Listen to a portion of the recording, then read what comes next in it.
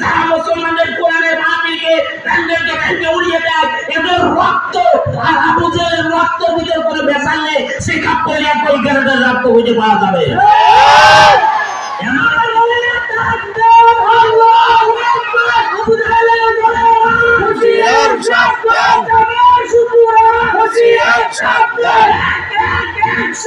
Direct action.